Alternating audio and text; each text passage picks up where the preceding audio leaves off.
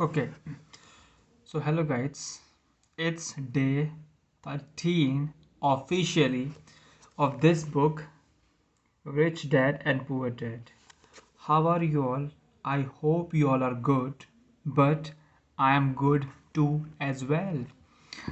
So अभी हमने कल इस बुक का चैप्टर नंबर 2 पढ़ा था, जहाँ पर उनने बताया था रिच डैड ने, रॉबर्ट टी कियोसाकी ने, कि क्यों फाइनेंशियल लिटरेसी ज़रूरी है। शॉर्ट में बताता हूँ कि फाइनेंशियल लिटरेसी ज़रूरी क्यों है। Because people don't know the difference between assets and liability. ठीक है, what are assets? Asset are something that keep money in your pocket and liability is the something that goes money out of your pocket. ठीक है, तो हमने कल pattern पढ़े थे, like diagram के बेसिस से पढ़े थे कि लाइक एसेट कॉलम का डायग्राम पढ़ा था हमने, और इनकम स्टेट, और हमने लाइबिलिटी कॉलम का डायग्राम पढ़ा था। ठीक है, तो हमेशा हमको ट्राई क्या करना है, हमको ट्राई करना है कि हम लोग अपने एसेट्स को बिल्ड करें, और वो एसेट्स जो होंगे ना, हमको हमारी क्या हमको हमारी इनकम वेल्थ जनरेट करके देंगे। ठीक है, so most of the thing अब मैं आपको दिखाता हूँ कि मैं किसकी बात कर रहा हूँ। तो मैं इस डायग्राम की बात कर रहा हूँ यहाँ पर। ठीक है, और सेकंड हमने जो डायग्राम पढ़ा था वो डायग्राम ये था। ठीक है, अब मैं आज इसके आगे की बात करने वाला हूँ। ठीक है, इनके आगे की बात करेंगे, और हम ना एक कैश फ्लो पैटर्न देखेंगे पुअर पर्सन का, लाइक एक जो हम जैसे इंसान। ठीक है, मैं टोटली कहता हूँ हमारा जो पुअर नहीं, हम पुअर नहीं है, हम मिडिल क्लास मैन है, तो हम पुअर का देखते हैं कि पुअर का कैश फ्लो सेशन कैसा रहता है। ठीक है, तो उसके लिए मुझे आपसे तो थोड़ा सा वो करना पड़ेगा कि एक पुअर पर्सन का कैश फ्लो कैसा रहता है। ठीक है, एक पुअर पर्सन का कैश फ्लो कैसा रहता है, तो उसके लिए हम लोग यहाँ पर आते हैं। ये डायग्राम जो यहाँ पर बना हुआ है ना, ये डायग्राम, इस डायग्राम में अपना मेन फोकस रखिएगा। ठीक है, और इस डायग्राम में क्या है, शॉर्ट में बताता हूँ कि पुअर पर्सन जो होता है ना, जो पुअर मैन होते हैं, उनका इनकम स्टेटमेंट क्या रहता है। ठीक है, उसमें क्या रहता है, एक आता है तुम्हारा इनकम स्टेटमेंट। ठीक है, जहाँ पर उनके इनकम स्टेटमेंट आता है, पहला आता है तुम उनका इनकम स्टेटमेंट। इनकम स्टेटमेंट में क्या आता है तुम्हारा, पहला आता है इनकम, दूसरा आता है एक्सपेंसेस, जो खर्चे होते हैं। ठीक है, पहले आता है उनका इनकम, दूसरा आता है उनके एक्सपेंसेस, जो भी उनके खर्चे होते हैं। सेकंड जो कॉलम आता है वो आता है बैलेंस शीट। बैलेंस शीट में क्या आता है, एसेट्स और लाइबिलिटी। ठीक है, अब देखियो, जो भी एक पुअर पर्सन, सपोज करो वो जॉब कर रहा है। ठीक है, तो उसने जो जॉब करी वो क्या है, उसकी एक प्रकार से इनकम है। ठीक है, तो वो क्या है, एक प्रकार से उसकी इनकम, तो वो उस इनकम जो स्टेटमेंट है उसके इनकम कॉलम के अंदर आएगी। ठीक है, सपोज करते हैं कि वो उसकी सैलरी है। ठीक है, सैलरी है। अब करते क्या है ना, एक्सपेंस, जैसे उसकी इनकम मिलती है तो सबसे पहले काम पुअर पर्सन क्या करता है, वो अपनी एक्सपेंस जो भी खर्च होते हैं उनको निकालना स्टार्ट करता है। तो वो जाते हैं उसके एक्सपेंस कॉलम में, और वो वहाँ से उसकी इनकम क्या हो जाती है, बाहर हो जाती है। जो उसकी यहाँ से इनकम आई थी उसके खर्चे के कॉलम में गई, और यहाँ से क्या हो गई, बाहर हो गई। उसके खर्चे कौन कौन से हैं, उसमें उसको टैक्स पे करना होगा, उसको रेंट देना होगा, उसको फूड देना होगा। ठीक है, उसको फूड देना होगा, उसमें उसको ट्रांसपोर्टेशन का खर्चा देना होगा, और भी दूसरे उसके जो कपड़े वपड़े होते हैं, क्लोथ्स आएंगे। ठीक है, तो ये सारे क्या होगा, उसके खर्चे। और यहाँ से क्या होगा, उसकी जो इनकम थी वो बाहर चली गई। अब उसके बैलेंस शीट में तो कुछ आया ही नहीं, ना लाइबिलिटी बढ़ी, ना एसेट्स बढ़े, ना लाइबिलिटी बढ़ी, ना कुछ बढ़ी। तो ये रहता है बेसिकली एक पुअर पर्सन का कैश फ्लो पैटर्न। ठीक है, अब अगर हम इसी के कंपैरिजन में अगर हम लोग एक मिडिल क्लास मैन का देखते हैं, तो वही सेम आ जाएगा। यहाँ पर इनकम, दूसरा यहाँ पर एक्सपेंसेस, यहाँ पर आगे उसकी बैलेंस शीट, बैलेंस शीट आ गई। बैलेंस शीट में उसका क्या हो गया, बैलेंस शीट में उसके आ गया एसेट्स, दूसरा आते हैं लाइबिलिटीज़, ठीक है। तो जब हम लोग एक पुअर पर्सन की बात करते हैं तो पुअर पर्सन का मिडिल क्लास का कैसे रहता है कैश फ्लो पैटर्न। देखो, उसकी क्या हुई, जॉब है, लेट्स सपोज जॉब से उसकी क्या हुई, सैलरी आई, सैलरी क्या हो गई, उसकी इनकम हो गई, ठीक है, सैलरी उसकी इनकम हो गई।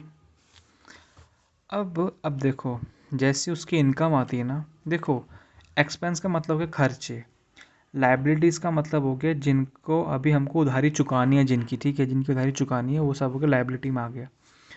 तो जैसे उसकी इनकम आई ना, जैसे उसकी इनकम आई, जैसे उसकी सैलरी आई, तो उसने वो सैलरी किस में दे दी, वो सैलरी उसने दे दी अपने किस में, इनकम बैलेंस शीट के लाइबिलिटी में, लाइबिलिटी में चले गए उसके क्या, इनकम। अब लाइबिलिटी में उसको रेंट देना हो सकता है, कार का लोन देना हो सकता है, ठीक है, मॉर्गेज का लोन देना हो सकता है, तो ये सारी चीज़ें, या टैक्स देना हो सकता है, तो ये उसकी लाइबिलिटी में चली गई। और लाइबिलिटी से जो इनकम गई वो थे उसके खर्चे, खर्चे से पैसा बाहर चले गए, एसेट कॉलम तो ग्रो ही नहीं हुआ। इसको आप याद देख रहे हो कि कितना इंपॉर्टेंट है ये डायग्राम हमारे लिए। लाइक पुअर पीपल इनकम करता है, वो इनकम उसके इनकम स्टेटमेंट में आती है, वो उससे अपने खर्चे पूरे करता है, खर्चे, ट्रांसपोर्ट का खर्चा, रेंट का खर्चा, फूड हो गया, उसका बैलेंस शीट तो कुछ बड़ी ही नहीं यार। वैसे ही सेम पैटर्न रहता है मिडिल क्लास का, income statement, expenses, balance sheet, income I job से सैलरी के तौर पे, वो इनकम गई सीधे लाइबिलिटी के सेशन में, वहाँ पर उसने रेंट दिया, लोन दिया, मॉर्गेज दिया, ट्रांसपोर्टेशन का खर्चा दिया, जो भी था वो थे। उसके फिर खर्चे की बारी आती है, खर्चे में उसने जो टैक्स दिए होंगे, मॉर्गेज रिडेम्पशन दिया होगा, वो सारी चीज़ें वो बाहर चले गए। ये मनी, ये जो डायग्राम है ना, ये पॉइंट, ये मनी बाहर भेजने का डायग्राम है, ऐसे उसको कुछ बचा ही नहीं। अब आता है देखो तीसरा, जो हम पढ़ेंगे तीसरा चीज़ कि कि कि रिच कैसे अपनी मनी मैनेज करता है। तो यहाँ देखिए, रिच अपनी मनी मैनेज कैसे करता है। रिच की बात हो रही, ठीक है, रिच क्लास की, ठीक है। इनकम स्टेटमेंट हुई, ठीक है, इनकम स्टेटमेंट हुई, इनकम में क्या क्या आ गया, इनकम स्टेटमेंट में आ गया इनकम और एक्सपेंसेस। दूसरा आती है बैलेंस शीट, तो बैलेंस शीट में क्या आई, बैलेंस शीट में आ गई तुम्हारी एसेट और दूसरा तुम्हारी आएगी लाइबिलिटी, ठीक हो गया। अब देखो, बिजनेस जो होता है ना, रिच पर्सन ने अपने एसेट्स इतने ग्रो कर रखे होते हैं, एसेट्स में उसने रियल इस्टेट ख़रीदा होता है, ठीक है, देखो रियल इस्टेट ख़रीदा होता है, उसने स्टॉक्स खरीदे होते हैं, उसने बॉन्ड्स खरीदे होते हैं, उसने नोट्स होते हैं उसके पास, उसके इंटेलेक्चुअल प्रॉपर्टी के राइट्स होते हैं, तो ये सारे उसके एसेट्स हैं। ये एसेट्स उसके क्या है, इनकम स्टेटमेंट में जाती है। और इनकम में उसके कर सकते हैं, इनकम क्या क्या हो सकता है उसकी, रेंट उसको मिलने वाला होगा कहीं से, उसको किसी कंपनी से डिविडेंड मिलेगा, उसे इंटरेस्ट मिलेगा, उसे रॉयल्टीज़ मिलती हैं, ठीक है, तो ये सारी उसकी इनकम चले गया। देखो एसेट उसने पूरा भर रखा है, उस एसेट से उसकी इनकम गई, ठीक है। एक्सपेंस उसको क्या है, टैक्स पे करना होता है, मॉर्गेज पेमेंट करनी होती है। देखो उसका क्या है, उसके पास लाइबिलिटी में उसका सिर्फ एक मॉर्गेज गया, घर, कस्टमर के जो लोन्स होते हैं या क्रेडिट कार्ड के जो लोन्स होते हैं, बस वो 3 चीज़ें गई। तो देख रहे हो क्या इन तीनों कैश फ्लो, इन तीनों पैटर्न्स में क्या चीज़ कॉमन है, कुछ कॉमन नहीं है। कॉमन क्या है कि यहाँ पर उसकी इनकम कहाँ से आ रही है, उसकी जो इनकम है वो एसेट्स से जनरेट हो रही है। ये जैसे से एसेट्स हैं, ये इससे उसकी इनकम जनरेट हुई, ठीक है। इनकम में क्या क्या था, इनकम में उसकी रियल इस्टेट था, डिविडेंड्स थे, इंटरेस्ट था, रॉयल्टीज़ थी। रॉयल्टीज़ बेसिकली होता है कि हमने किसी को भी कोई चीज़ दिया होती है तो वो हमको उसके पैसे दे रहा होता है, ठीक है, वो रॉयल्टीज़ होती हैं। तो देख रहे हो, तो आपने कुछ चीज़ नोटिस करी कि कितना ज़्यादा डिफरेंस रहता है पुअर में, मिडिल क्लास में और रिच पीपल्स में। रिच पीपल मोस्टली फोकस करते हैं अपने एसेट्स को ग्रो करने में, हम सबको भी वो करना चाहिए। मैं भी अपने फोकस कर रहा हूँ एसेट्स ग्रो करने में, लाइक मैं वीडियोस जो क्रिएट कर रहा हूँ, हो सकते हैं कि फ्यूचर में मेरे एसेट्स बन जाएं। दूसरा, मैं स्टॉक मार्केट सीख रहा हूँ, इन्वेस्ट नहीं कर रहा हूँ। देखो मैं हमेशा ना पहले सीखता हूँ, उसके बाद इन्वेस्ट करता हूँ, ठीक है। All these diagrams are obviously over simplified है। Everyone has living expenses, the need for food, shelters and clothings.